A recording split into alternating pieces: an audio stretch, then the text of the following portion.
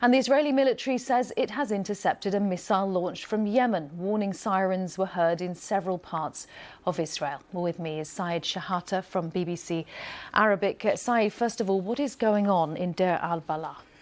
It is the first time to Israel to launch a ground attack in this area, and also air raids. And it's the main hub for humanitarian efforts. Many international organizations there, World Health Organization, others. So it will add to the horrific scenes on the level of humanitarian situation in Gaza. In addition to that, you know, there is houses, mosques were hit by the Israeli attacks. In addition to that, World Health Organization said its buildings had been attacked in Deir al-Balah.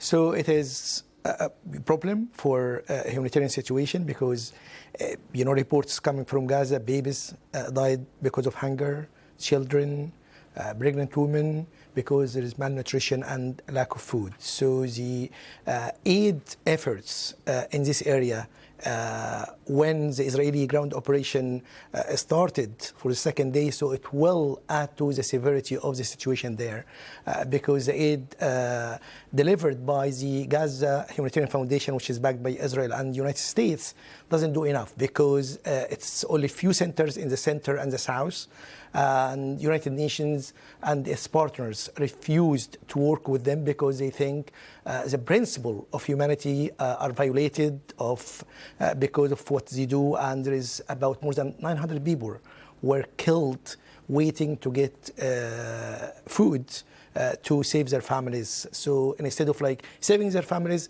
they die, and some children also died, you know, were waiting to get food for their families.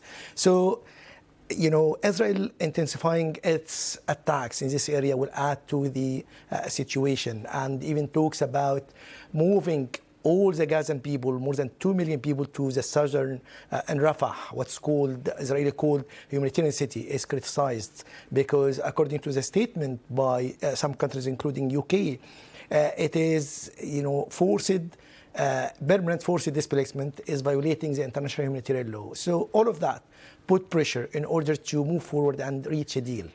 And on that very note, those talks in the background are still going on, but is there any sense that there is some progress being made, Saeed? We hear for a long time from the American President Donald Trump, from other sources, they are close, but in reality, they are not close because there is many differences between them. Both sides, Hamas and Israel, blames each other. They are the reason for the stalling of and not making any progress.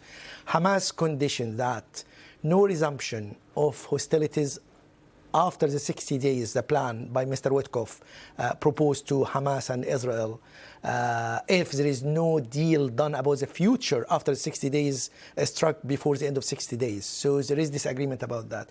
In addition to that, the full withdrawal of the Israeli forces is a condition of Hamas, and also is refused by Israel because Mr. Netanyahu, the Israeli Prime Minister, thinks the force is the only way to get the hostages back. Force is the only way to defeat Hamas. So there is big difference between them. So, and even Israel,